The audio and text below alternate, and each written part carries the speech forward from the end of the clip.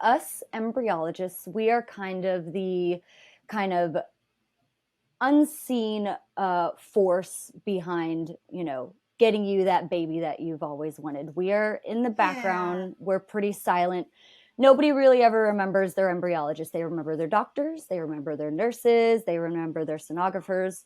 But we are Mm-hmm. kind of just in the background, making sure that your embryo is living in the most perfect environment it can be in. You don't see them, but behind every successful IVF cycle is a team of embryologists quietly doing the work that makes new life possible. Today, we're going inside the lab to meet one of them. I'm joined by Lucille Little, an embryologist who's been working in human IVF since 2016. And yes, human IVF, because she actually studied animal science before making the leap to helping people grow their families. Lucille got her start at DFW Fertility Associates and now travels all over the country as a contract embryologist, stepping in to support clinics wherever she's needed. The embryology lab is definitely a very important factor whenever you're choosing which clinic you want to pursue this, relationship with, because you're going to be with Yeah. them for a while. You could have a great stimulation process with your doctor, but you know, if a lab just does not have good quality practices, it can be very detrimental to your embryo development. In this conversation, Lucille pulls back the curtain on what happens after egg retrieval, breaking down fertilization, embryo grading, genetic testing, and why what happens inside the lab can make all the difference. There are so many other Yeah. factors that go into, making a baby. It's a And team it's sport. a team I'm sport. Lucille is equal parts brilliant and approachable, and she makes even the most technical parts of IVF feel easy to understand. If you're ready to see what really happens behind those lab doors, this one's for you. Enjoy. Okay, Lucille, thank you so much for giving your time to be here. I want to just jump right in. You are an embryologist, Yes, but you ma'am. are clinic based and a traveling embryologist. What does that even, I didn't even know that was a thing. What does that mean? So, yeah, a lot of times I just kind of compare it to a traveling nurse, but usually we have Yeah. shorter stints of time. So, I started out back when I graduated college in 2016 working for a clinic in Dallas, and worked there until 2022. And my now husband at the time, we had bought a house. And unfortunately, that house does not exist anywhere close to a clinic. So the kind of only other, Oh. yes, the only other option was kind of starting traveling per diem embryology, which has been a thing for a while. So basically, I kind of farm myself out to clinics that need a little extra help in regards to, could it be they have a bunch of junior embryologists that just need some extra training while I'm there? So while they're Sure. training the embryologist, I'm doing all of the heavy duty stuff like the embryo biopsying, the ICSIs, stuff that they just haven't gotten trained on yet. Or I go to clinics where they do batching cycles. So for 2 weeks each month, they do all of their retrievals and all of their transfers. So I'll go in Right. and we'll have, 10 to 15 retrievals where they need just some extra help. Or it's a clinic that just doesn't have an embryologist, and I am kind of their go to travel embryologist. And I go in and do the batching, and then I go home. So that's kind of what it is. Yeah. No, that makes a ton of sense. Let's go back even further. How, like, when people hear the word embryologist and many just aren't sure what you actually do, how do you describe the role to someone who's kind of outside of the fertility world? So, yeah, us embryologists, we are kind of the kind of unseen force behind, getting you that baby that you've always wanted. We are in the Yeah. background. We're pretty silent. Nobody really ever remembers their embryologist. They remember their doctors, they remember their nurses, they remember their sonographers. But we are Mm-hmm. kind of just in the background, making sure that your embryo is living in the most perfect environment it can be in, because our job is to basically mimic the woman's uterus. So Right. we're coming in the mornings, we're doing our air quality, our quality control preps, temperature checks, everything like that. And we're just, our role is basically to just, provide an environment for your embryo, your eggs to thrive and give you the highest possibility of a pregnancy and a live birth outcome. Yeah, for sure. It's interesting you mentioned how, everybody remembers, their doctor and their stenographers and their nurses and all of those things. I think, when we hear a patient talking about, choosing the right doctor and thinking about the clinic and, all of that, they don't mention the lab or embryologists. So how do you feel, how should the lab factor into, the patient making a decision to work with a certain clinic or doctor?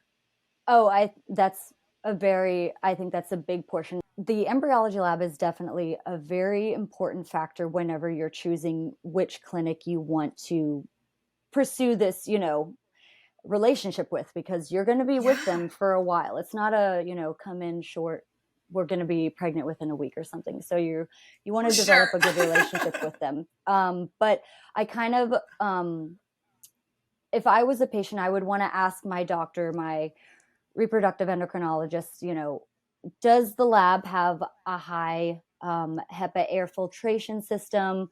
What kind of practices, quality control practices do you guys use? Do you use electronic witnessing? Do you have double checks? These are all things, that I would consider asking my doctor about before choosing a clinic, because you could have a great stimulation process with your doctor, but if that, you know, if a lab just does not have good quality practices, it can be very detrimental to your embryo development and just your overall chances of getting pregnant and things like that. Sure, sure. So, okay, you used a lot of, just beautiful big words that, within the industry where, one, what are maybe some of those things mean? How important are they? And what would be, I mean, where would somebody find, just determine lab effectiveness and, Yes. how accurate is that current data and, what exactly would somebody be looking for in particular? Yes. I mean, I would want my doctor to be a board certified reproductive endocrinologist. I'd start there, but then each clinic should report to something that we call SART, which is basically Society of Reproductive Technologies, and you can find it online. Any, in my opinion, reputable, good clinic should be reporting their data to SART. So their pregnancy outcomes, their, just implantation rates, just kind of Sure. patient breakdowns and things like that. They should be reporting for anybody who is looking for a doctor to be able to find. Because, you could have somebody say, yeah, I went to them and it was a really good experience, but they could be the ideal, 30-year-old patient where nothing should go wrong and you should get pregnant easily, whereas you want to see kind of what the pregnancy rates are for maybe a 35-year-old or somebody who might have diminished ovarian reserve, things like that. So Society Mm-hmm. of Assisted Mm-hmm. Reproductive Technologies is a good place to start for sure. They'll show you the clinic breakdowns and things like that. Yeah, no, that's perfect. That's so helpful. It takes more than love to create a family. It takes compassion, courage, and connection. At Egg Donor and Surrogate Solutions, we've spent more than 18 years helping hopeful parents, surrogates, and egg donors create happy families through egg donation and surrogacy, one relationship at a time. Our team has been there. Many of us are former surrogates, egg donors, and intended parents, so we truly understand this journey. If you're ready to take the next step, visit createahappyfamily.com to apply today. All right, let's get back to the show. So when you as an embryologist, the we have those embryos, we've just had our egg retrieval. Mhm. We're getting everything together. What in those first few days after fertilization, what are you looking for as that embryo is developing? So, yes. we had our egg retrieval, we did our implantation, we have fertilization. So now kind of a lot of clinics have stepped away from doing like daily checks or day 3 checks, just because our technologies have gotten much better to where we shouldn't really be having to mess with the embryos too much. So typically after fertilization, we'll give a call to the patient, and then those embryos will sit for the next 5 days. On day 5 is when we will look at the embryos again. And this is typically, sometimes people do day 3 transfers, but typically on day 5, we'll look at those embryos. And that'll be when we determine if we are going to be doing embryo freezing, embryo biopsying, embryo transfers, things like that. So on day 5, I want to see what we call a blastocyst, excuse me. That is basically, that is where we see the cell differentiation between the inner cell mass, which is our baby portion of stem cells, and then the placenta portion called the trophectoderm. That is a good indication that the embryo is heading in the right direction and is going towards where it needs to be for implantation. If on day 5 I look at it and I see something like an 8-cell embryos are something I see on day 3. So that embryo has kind of stalled out on growth and hasn't grown for the past 48 hours. That would not be an embryo I would be able to freeze for you or biopsy or transfer, because that does not show that we are going to have a positive implantation rate. Got it. At what point, you often hear about like a grading system, and there's this like 5AA or 4BB. What exactly do those numbers mean, and where do they how does that come into play when you're kind of determining, like you said, I could freeze this, or, we could go forward with this embryo? Yes, so that is given by our wonderful Dr. Gardner. He has been in the embryology field for decades. I had the pleasure of meeting him one time at a conference a few years back, but basically he came up with this grading system, and how most people see it is, like you said, a 5AA. So number grade is between 1 and 6. And that is going to determine the stage that blastocyst is in. So a 1 is an early blastocyst, 2 a blastocyst, 3 expanding, 4 expanded, 5 hatching blastocyst, and then a 6 is a completely hatched blastocyst. In order for an embryo to implant into our uterus, those trophectoderm cells, the placenta cells, have to be exposed and hatching or hatched out of what we call the zona pellucida. It's basically the eggshell that comes with the egg. Those have to be exposed. Yeah. Those have to be exposed in order to have proper implantation. I hear a lot. It's funny. Like, I mean, I've been a surrogate, and then, you hear other surrogates, they come in at transfer, they show you the picture, and it's like, look, it's hatching. And like, you hear that phrase. Okay. No, that makes a ton of sense. So that's kind of the ideal, is that beginning. Right. And like different clinics will just say you have a hatching AA. So a hatching AA would be a 5AA. So it's just different terminology across clinics. And then you have your 2-letter grades. Those are going to be based off of that inner cell mass and that trophectoderm. So first letter grade is going to be our baby portion of stem cells, that inner cell mass. A is just a lot of cells, nice and compact, uniform cells. And then from there, usually a B is smaller, less cells. And then a C is just a very small, more on the poor quality side of what we want to see for an inner cell mass. And then same thing with the second letter grade is the trophectoderm, the placenta portion. A, we have a lot of nice, prolific, uniform cells forming our trophectoderm. B, less. And then C is usually there's quite few on, and then we would call that a C, a poor quality. So you have good, fair, and poor. And so, a 5 or a 6 or a 4AA is typically the highest grade we can give it, and that's a good quality embryo. A BB is a fair, and then a CC is poor. But that's the breakdown of the letter and number system, and it does not indicate that an AA has a better chance than a BB quality. It's just physically that is what the embryo is showing us. Okay, no, that makes a ton of sense. So would the embryo grades ever change over time, or are they kind of locked in once you've done that first assessment? And when is that assessment being done? So that'll be day 5, day 6, and then day That's day 5. 7 if we Uh-huh. keep to day 7. They can change. So on day 5, let's say you want to do you're planning to do PGTA genetic testing. So on day 5, Mm-hmm. you've got a 4AA, that would be something, or a 5AA, that would be something we would definitely like to biopsy. But let's say you have a, 1CC. So that's an early blastocyst. That embryo already just doesn't have enough cells for us to put it through a biopsy process because it Mm-hmm. may not survive that. I have to take cells away from something that already doesn't have a lot of cells.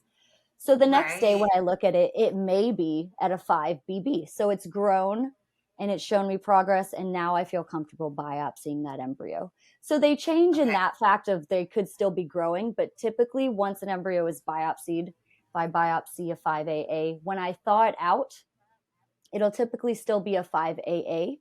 The only reason it would Mm-hmm. maybe drop in grade is if I feel that that embryo may not have survived the thawing process and I'm seeing some sort of, decline in it, then maybe I would grade it lower. That doesn't happen often. Thaw rates for embryos are typically 97, 98%. But Okay. yes, and another thing to keep in mind, grading is subjective. I may think an embryo I is was gonna very ask. pretty. Yeah, I may think an embryo is very pretty, and my colleague may be like, that's fair quality to me. So typically, when I'm thawing embryos, I'm not changing grades just because, oh, the previous embryologist graded it a BB, but I like it. I'm going to grade it an AA. We're not usually changing things like that. But at the time, if you have two embryologists looking at something, they may feel differently about it. Okay. So then how do you determine if you have two embryologists looking at something, how would you both kind of determine who's right? Uh, Superiority kind of wins out on that one. A junior Sure, embryologist sure.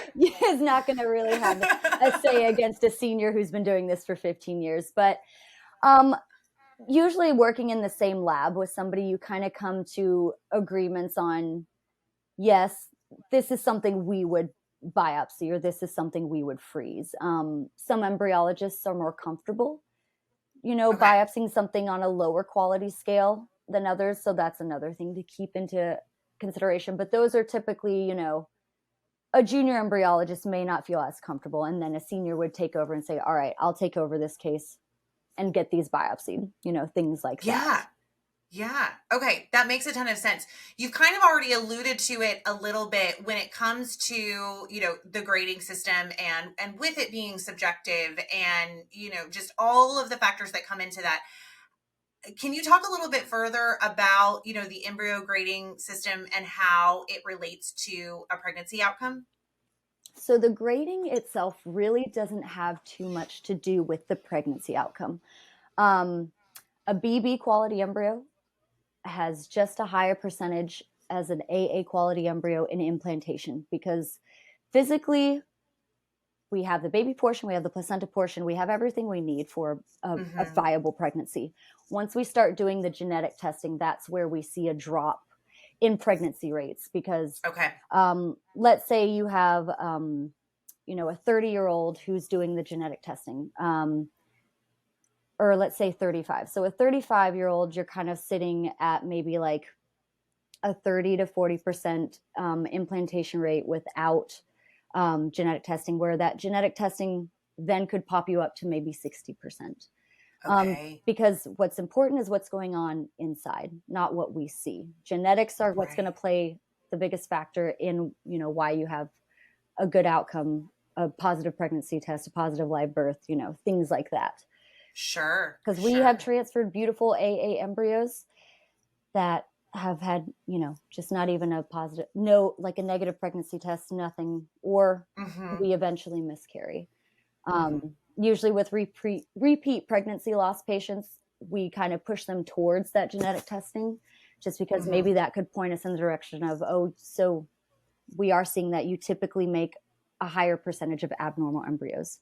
And now we're Okay. going to transfer a normal embryo, and hopefully that will get you, to that final destination of a baby. you know. Sure, sure. So there's two things really to consider when a intended parent is determining which embryo they want to transfer. There's the grading system, which is just helpful in the sense of this looks pretty, this, we like what we're seeing. Yes. But then the genetic testing aspect is a completely different column. These Right. two don't necessarily cross over, or like the genetic testing wouldn't change the grade of an embryo. No. It's just, they're just totally separate. Totally separate, yeah. Because I have my grade for the embryo before we have a genetic report.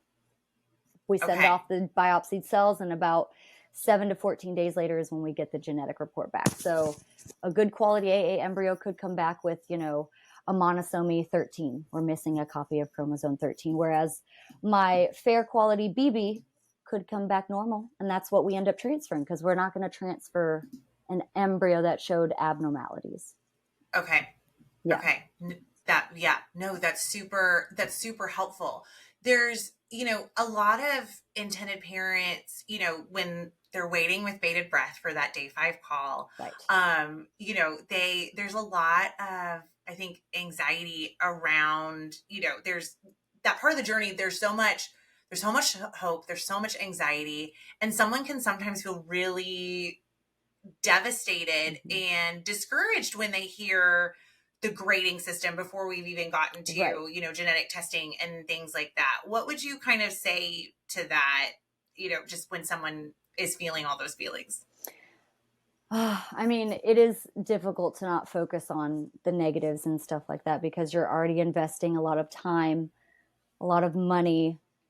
You're mentally exhausted, physically exhausted from stimulation and, things like that. So it's very difficult not to focus on things like the grading scale. But I mean, a story I have is that one of my dearest friends had to go through IVF treatment, and her first baby, they transferred an AB embryo.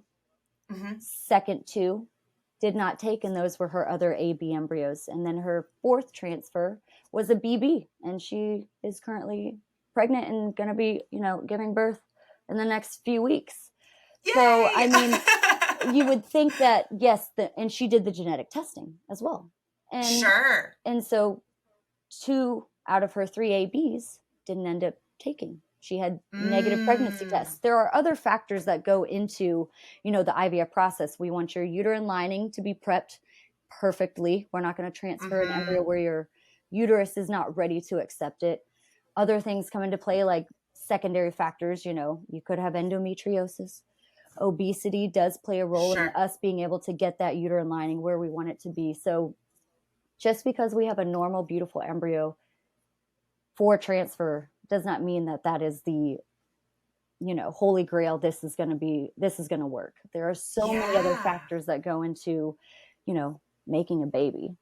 It's a team sport. It's a team sport. And it's hard for me to have, the only thing I can say to patients is, just try not to dwell on the grades and stuff like that, because I do know that is one thing that a lot of patients really focus on is, well, I have a fair quality embryo. It's just not going to work. And clearly I have friends who say different, Yeah, for sure. I know you have your friend. Do you ever get to follow the journeys of the families that you've helped create?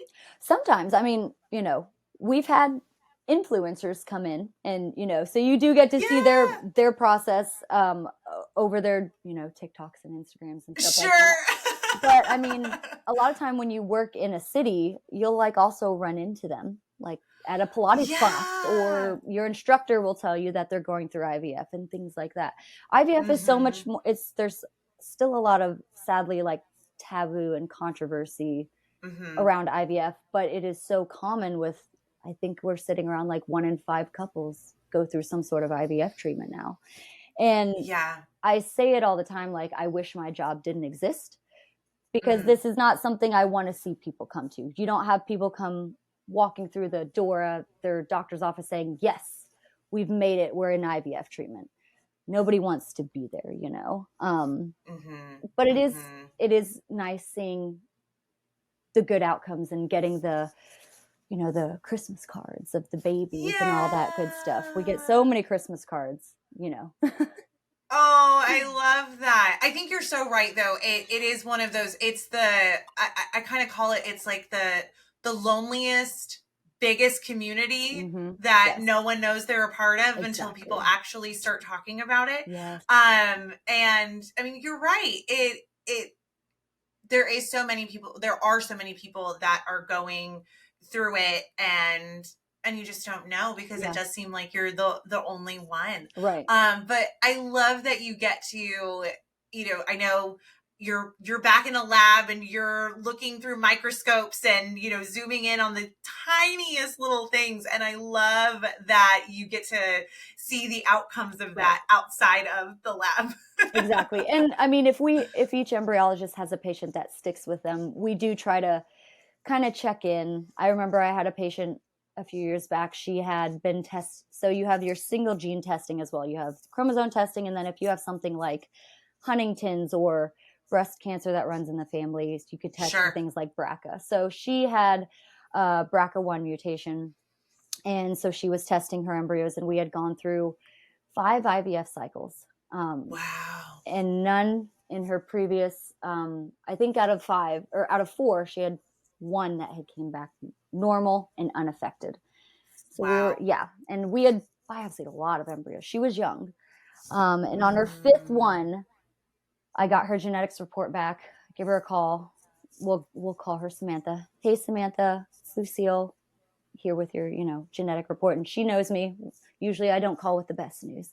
She's just like, all right, let me have it. And I was like, we got 4 this time. 4 came back. Yeah, Wow. unaffected.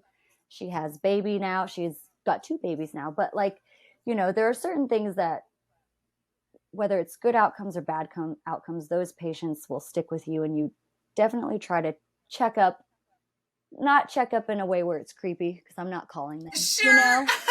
I'm not calling and intruding on your life, but just making sure your pregnancy, your HCG levels are rising, you've graduated to your OB-GYN, and then hopefully looking for those final outcomes of, baby was Yeah. born this day, this weight, and everything's happy and healthy,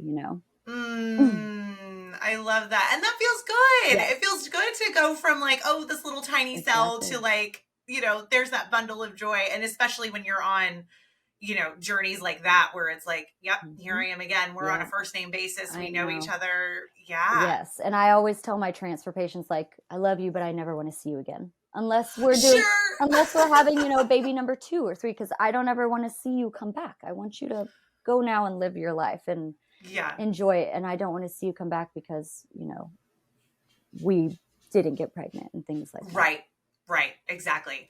As a traveling embryologist, I feel like that gives you get to kind of have a glimpse into all of these Mm-hmm. different clinics, and, just the different ways that, clinics do, kind of work within the fertility world. How does that impact just your perspective of fertility care across the board? For the 99% of the time, it's IVF clinics are the same in like a protocol way. It's just how they carry it out is a little bit different with each one. Different media from different companies is used.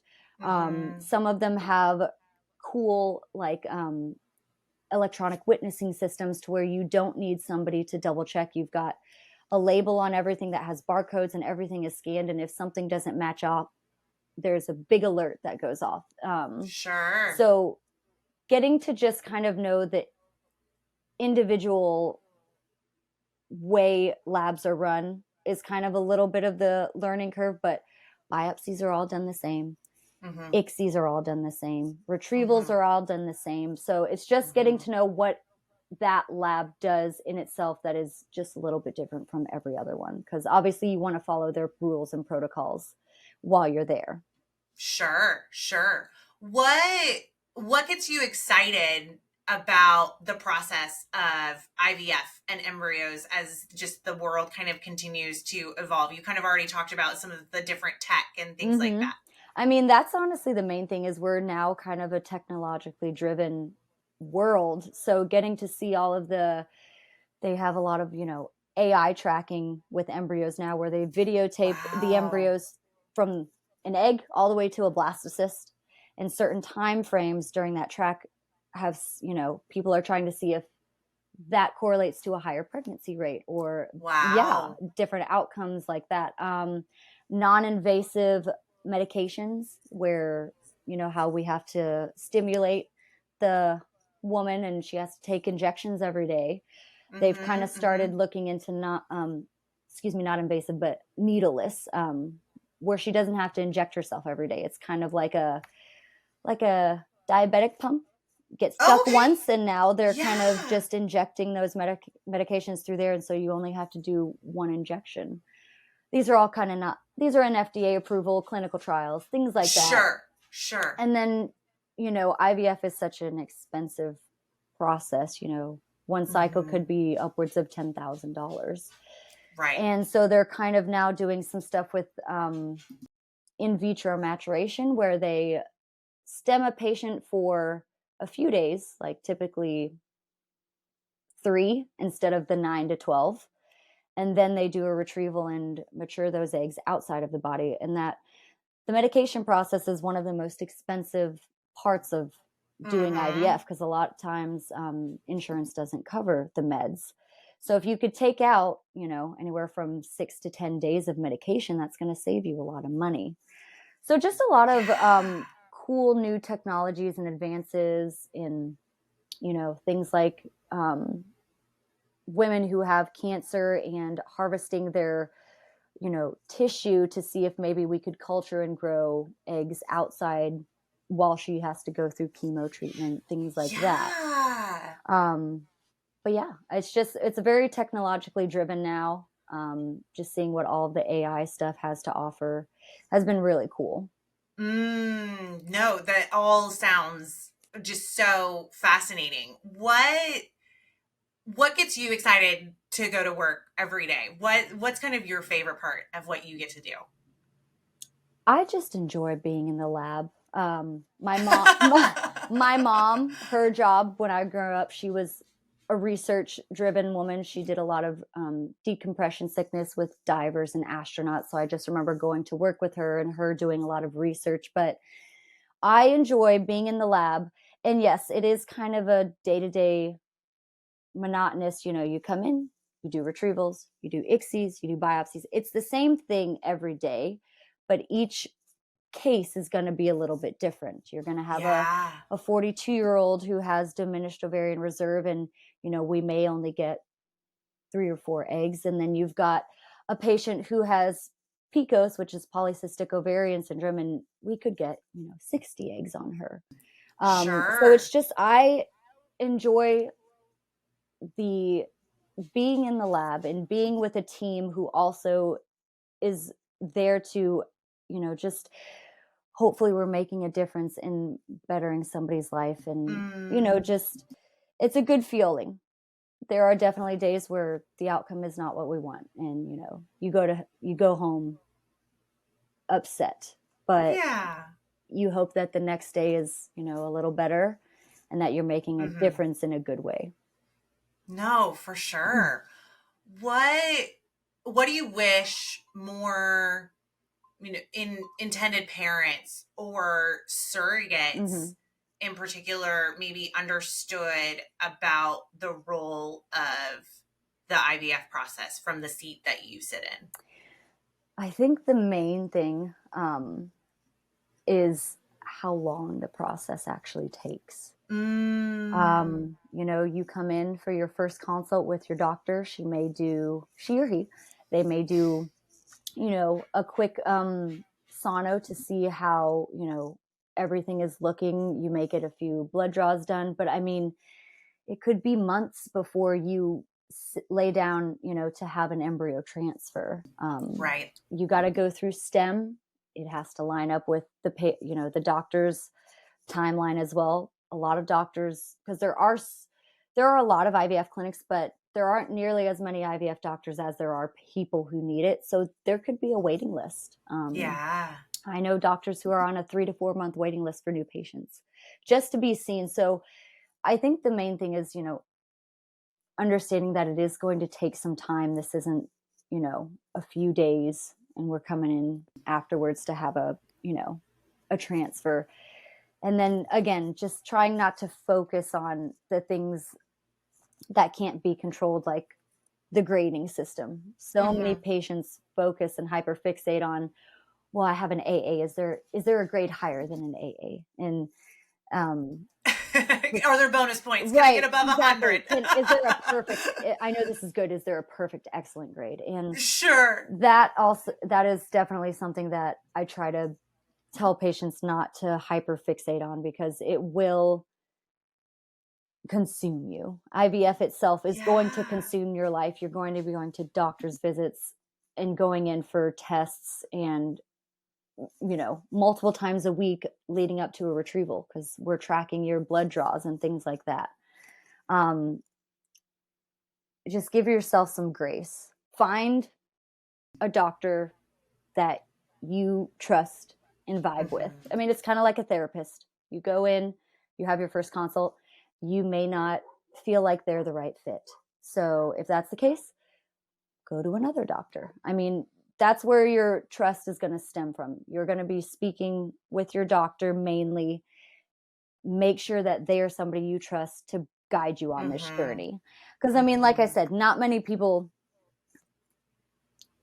see us and nobody really knows who their embryologist is. So sure. I mean, talking to your doctor about their lab practices, their protocols is where you're going to get the most information. Like if you're starting out. So find a good doctor. No, that's great. Yeah, that's perfect. And I agree. It is a combination of all of that. You need to trust that person. Go look at, SART and, all of that. Right. I mean, all of those things are part of that process to feel comfortable, because it's a long journey. It is a long journey, yes. And you need to feel comfortable with your team. Right. Well, Lucille, I so appreciate just all of your knowledge and expertise and, kind of giving us a peek behind, those lab doors. I know. Nobody gets to come back and see us. No one. And I hear it looks like you guys are playing video games back there. I mean, with everything. I know. And everything is very it's very pristine back there. Very clean. I have shoes that only step foot in the lab. They never step foot outside. So it's a very clean environment. Very clean. Oh my goodness. I love it. Are you messy at home just for the sake of being able to be messy? Yes. That's why you're in this room, because the rest of the house is an absolute mess. I love it. No, that's so perfect. My last question for you, and it's a fun one. You've already seen me. I'm sitting here sipping on cup number 3 today of my coffee, because coffee and I, we don't go far from each other. I always love to ask the question, what has filled your cup today? Literally or figuratively, what has been the thing that has filled your cup? Today, getting to do this obviously was really fun and exciting and nerve-wracking, but also filling my cup. I was traveling this past week for work, so getting to come home and see my husband and my dog after, going and traveling wherever it is, whether it's New York or just down to Dallas or, Kansas or something. It's nice to come home and kind of decompress and relax for a little bit. For sure. No, I'm so glad, especially after all of the intensive small things that you're doing. I'm sure it feels good to just go take a dip in the pool, things like that. There you go. I love it. Well, again, thank you so much. And I really, again, I appreciate just those peek behind the lab doors and all of the amazing things that you are doing to make this process successful. Yes, ma'am. That's what we're here for.